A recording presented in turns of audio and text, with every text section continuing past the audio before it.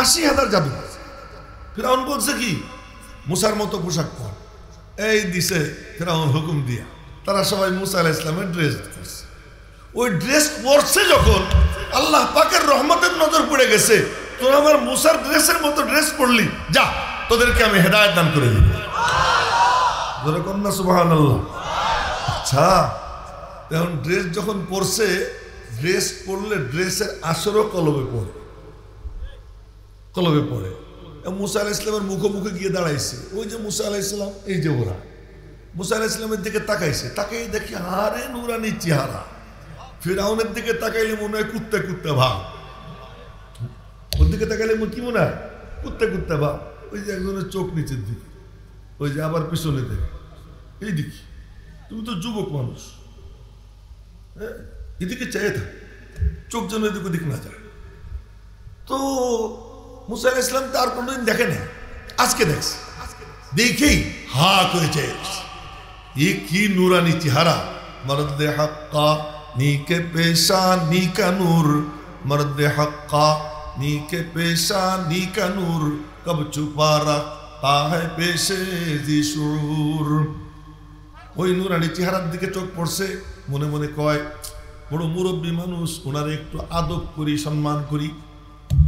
কি করবে? সম্মান করছে কি দিয়া? কোরআন শরীফ খুলে পড়েন, সূরা তাহা 16 পারা 14 পৃষ্ঠার শেষ আয়াত বলে দিলাম, খুলে দেখে নিন। ও জাদুকররা বলল, ইয়া মুসা, ও মুসা, ইম্মা আন তুলকিয়া ওয়া ইম্মা আন নাকুনা আউওয়ালা মান আলকা। জাদুর বাক্স আগে আপনি খুলবেন না আগে আমরা খুলবো, ফয়সালাটা আপনি দিয়ে দেন। না সুবহানাল্লাহ কইেন না। কি করলো? আদব করলো। মুসা আলাইহিস সালাম বললেন, তোরাই আগে খোল, আমি পরে খুলবো। আল্লাহ কয়, আমার দোস্তের আদব করলি তোরা, আমার দোস্তের সম্মান দেখাইলি, নবীরে সম্মান দেখাইলি। আজও যদি কোনো মানুষ আলেমে দ্বীনের আদব করে, আলেমে দ্বীনকে ইজ্জত দেয়, ওয়ারিসে নবী হিসেবে আল্লাহ পাকের ফয়সালা হবে। তুই যখন ওয়ারিসে নবীর আদব করলি, আমি আল্লাহ তোর সিনায় হেদায়েতের নূর দান করে দেব। একই বিধান আজও পর্যন্ত। তো মুসা আলাইহিস সালাম বললেন, তোরা আগে খোল। তো ওরা ছাড়ছে, ওই যে এক বুড়া কিন্তু ঘুমায় জাগাই দেয়, আমি দেখতেছি, আমি কাউরে দেখা বাদ দিতেছি না, চোখ বন্ধ করে ওয়াজ করি না, হাঁটু ছেড়ে দেন, হাঁটু ছেড়ে দিয়ে আসন দিয়ে বসে তাজা হন। বুড়ারা নবীজির দরবারে গেলে তাজা হয়ে যেত না, এখন তো নবীজি নাই, নবীজির নবুয়ত ডবল। সূরা জুমুয়ার আয়াত, অত কথা বলার সময় নেই। আমারে ওয়াজ করতে দিছে ওভার টাইমে, আমি বলছি ওভার টাইমে দিছে, টাইম তো ওভার হয়ে গেছে, এজন্য কথা বেশি লম্বা করতে পারবো না। যাক, যে কথা বলতেছিলাম সেই দিকে ফিরে যাই। এবার বুড়ারা আসলে জোয়ান হয়ে যেত, এই কথাটা কয়ে নি। এক বুড়া এসে কয়, ইয়া রাসূলুল্লাহ, কি জান্নাতে কি আঙ্গুর পাবো নি? বলেন তো। বুড়া জিজ্ঞেস করবে আমি জান্নাতে যাবো কিনা, তার জিজ্ঞেস না করে কি জিজ্ঞেস করে? জান্নাতে আঙ্গুর পাবো কিনা। নবীজি মনে মনে কয় কি, নবীজি যদি বলেন তুই আঙ্গুর পাবি তত জান্নাত পাইয়েই যাবো। নবীজি বলছেন, হ্যাঁ তুমি আঙ্গুর পাবা। এখন তো জিহ্বায় পানি এসে গেছে। ইয়া রাসূলুল্লাহ, আঙ্গুরের ছড়া কত বড় হবে? আঙ্গুরের ছড়া কত বড় হবে? তো নবীজি বললেন, আঙ্গুরের ছড়া কত বড় হবে জানতে চাও? তুমি একটা কাক এখানে ছেড়ে দাও, ওই কাকটা একটা না 1 মাস উড়বে, 1 মাস। কাক বুঝি একদিনে 3 মাইল যায়, উড়া 1 মাস উড়বে। 1 মাস উড়ার পরে তার উড়া যেখানে শেষ হবে, জান্নাতের একটা আঙ্গুরের ছড়া এত বড় হবে। সুবহানাল্লাহ কোন না? জান্নাতে যেতে মনে চায় না? জান্নাতে যাওয়ার জন্য তো এখানে আসছে, বসছেনও জান্নাতের বাগানে। একটু খুশিতে জোরে সোরে বলেন না আলহামদুলিল্লাহ। আল্লাহ পাক জান্নাতের বাগানে বসাইছেন। তো যখন শুনছে যে আঙ্গুরের ছড়া এত বড়, তো মনে মনে কয় যে একটা তো কমপক্ষে মটকার মতো হবে, এর ছোট তো হবে না। এখন মনে মনে কয় এই মুখ দিয়ে খাবো কেমনে, মুখ গেছে কালা হয়ে। তো নবীজি বলেন, কি হয়েছে? এই মুখ দিয়ে কেমনে খাবো?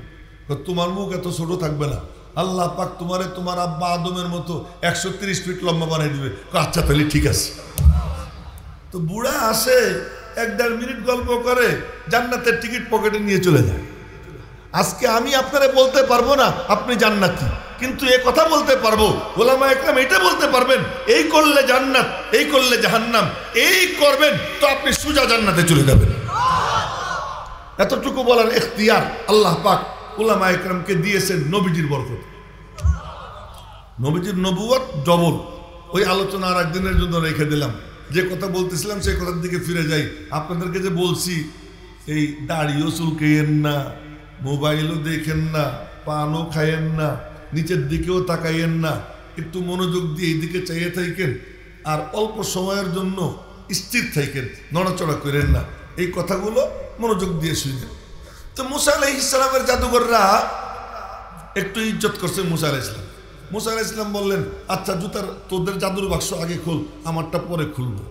তো কোরআন শরীফের আয়াত, ফাআলকাউ হিবালাহুম ওয়া ইসিয়াহুম ওয়া ক্বালু বিইজ্জাতি ফিরআউন ইন্না লানাহনুল গালিবুন।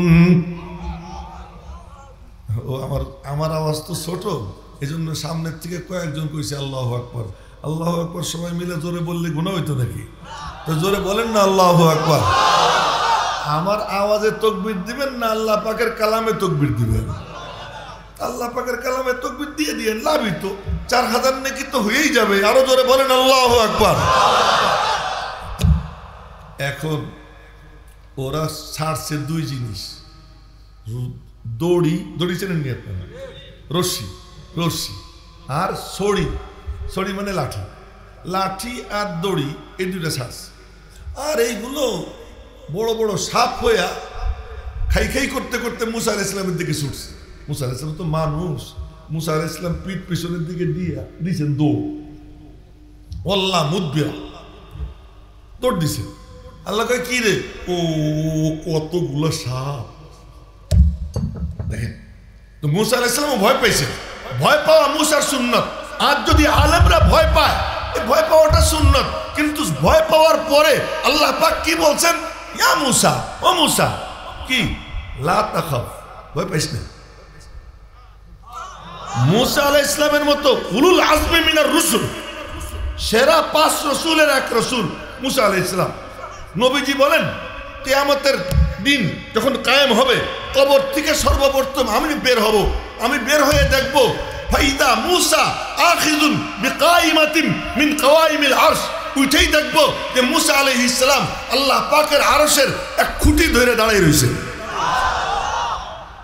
এই মুসা আলাইহিস সালাম, সেই মুসা আলাইহিস সালাম ভয়ে দৌড় দেয়। আল্লাহ কয় কি রে মুসা? আল্লাহ ভয় লাগে, আল্লাহ ভয় লাগে। আল্লাহ পাক বললেন তুই একা নিজে, তুই তো একা না, তো কে আছে? লা তাখাফ। এই যে এইখানে বসে নিচের দিকে চাই গেছে, নাকি ঘুমায় এই বুজুর্গ? তুমি তো বুড়াও না মনে হয়। এমনি হাঁটু ছাড়ো, হাঁটু ছেড়ে এদিকে তাকাও, মজলিস সুন্দর করো। এটাই তো কইতেছি, মজলিস সুন্দর করতে হবে। এখন ওই জায়গায় আরেকজন হেলান দিয়ে রয়েছে, ঘুমের ট্যাবলেট। এটা তো হেলান দেওয়া মানে ঘুমের ট্যাবলেট খাওয়া। হ্যাঁ, তাজা হন, সোজা হন। আমি বলছি না যে আমি কিন্তু কথা বলি, ওই পড়াই যেমন ছাত্র একটারেও চুলকাইতেও দিইনি।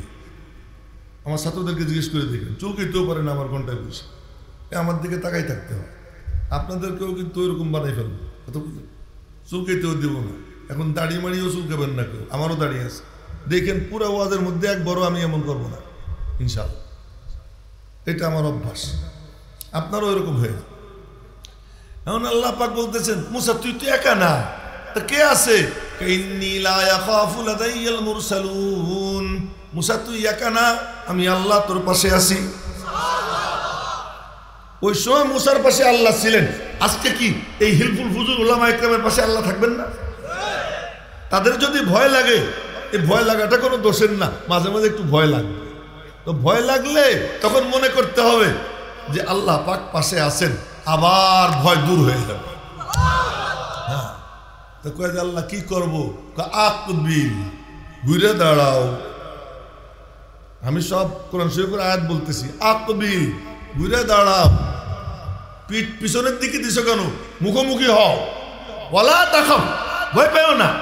ইন্নাকা মিনাল আমিনিন, তোমার নিরাপত্তার জিম্মাদার আমি আল্লাহ হয়ে গেলাম। তা তোমার কাম কি?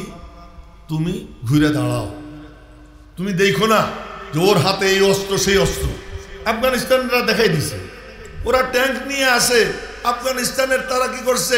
রাতের বেলায় উলামায়ে দেওবন্দের নেতৃত্বে রাতের বেলায় মালিকের কদমে সিজদা দিছে। সিজদার থেকে উঠা দুই হাত তুইলা মালিকের কাছে দুই হাত পাইতা কান্নাকাটি কইরা রাত আল্লাহর সাথে কথা বলছে। দিনের বেলায় মাঠে নামছে, ওদের ট্যাঙ্ক আসে, 52 দেশ মিলা ট্যাঙ্ক নিয়ে আইছে। আর এই পাগড়ি বান্দা গোলজুব্বাওয়ালা আর তার এই বিশাল তার পাগড়ি মনে হয় যেন পুরা মেলান দহ ঢেকে ফেলাবে, এত বড় পাগড়ি মাথায় বান্দা। ওই পাগড়ি নিয়া পাথর নিয়া আল্লাহু আকবার বইলা পাথর মারছে, ট্যাঙ্ক উল্টে গেছে। ওই আফগানের মুজাহিদের কিছু করতে পারে না। কেন? সাথে কে আছেন? জোরে বলেন না, কে আছেন? আজকে আমাদের সব আছে, আল্লাহ আমাদের সাথে নেই। আমি কাঁচা কথা বলতেছি এবং খুব কঠিন কথা বলতেছি। আজকে অমকের আশ্রয় চাই, তমকের আশ্রয় চাই, অমকের সহযোগিতা চাই, তমকের সহযোগিতা চাই, কিন্তু মালিকের সহযোগিতা চাওয়ার জন্য শেষ রাত্রে মালিকের কদমে সিজদা দিয়া আল্লাহ তোমার উপরে ভরসা করলাম, এ যদি করে ইনশাআল্লাহ ইসলামের বিজয় ঠেকাবে এমন কোন শক্তি দুনিয়াতে নেই।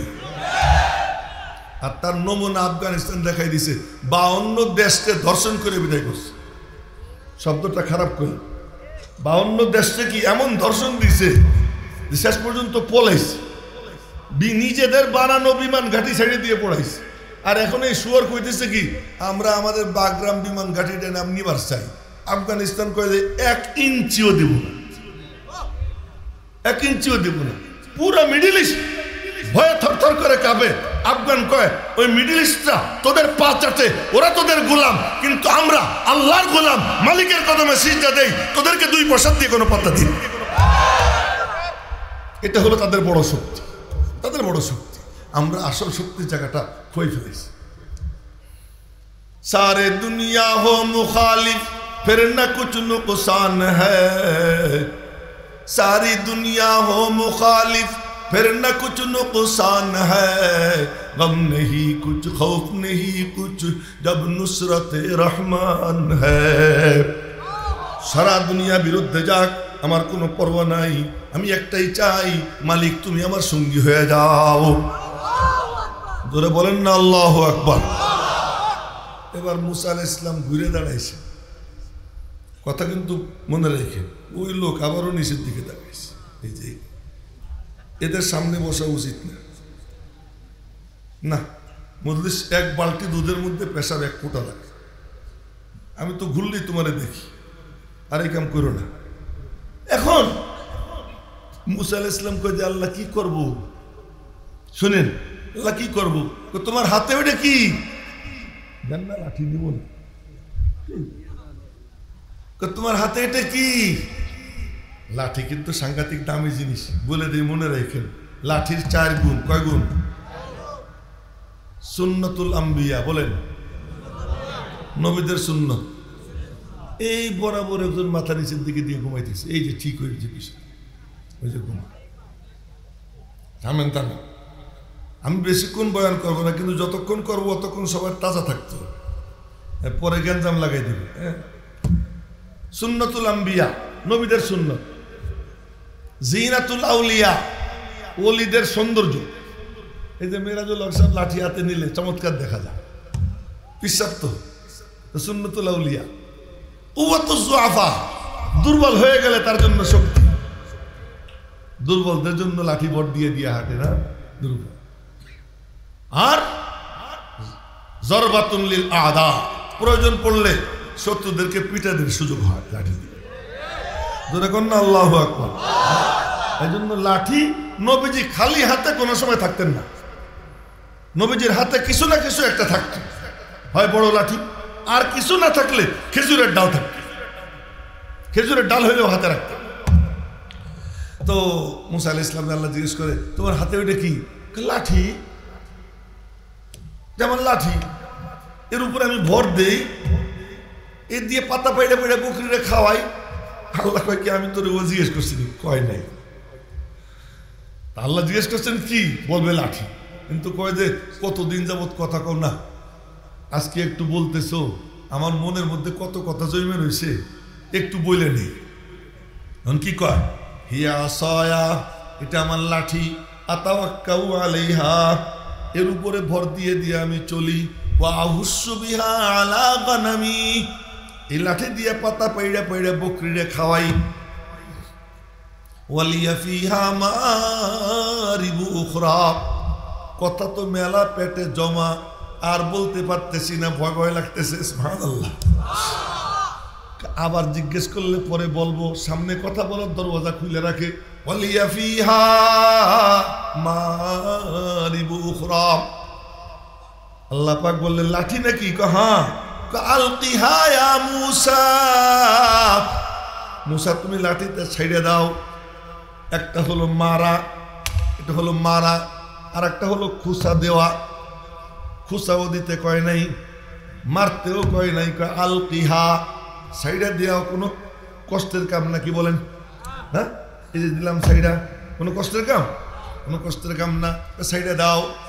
সাইডা দিয়েছেন আলকিহা, শুধু ছাড়ছেন, ছাড়ার পরে দেখেন আল্লাহ, এত বড় সাপ, এত বড় সাপ, আর এমন হা, এমন হা, ওই ৮০,০০০ জাদুঘরের সব জাদু একটানে গিলে খেয়ে ফেলেছে। জোরে কোন সুবহানাল্লাহ, গিলে খেয়ে ফেলেছে। মূসা আলাইহিস সালাম আবার দিছে ধর, আবার দিছে ধর। এখন আমার হাতের ২.৫ হাত লাঠি, এইটা এই কি করলো? এ দিছেন হাঁটা। আল্লাহকে কি হয়েছে? ও ধরি কেমনি? আমার দিকে না দেখলে বুঝবেন না, কিন্তু ওইটা কেমনে ধরি?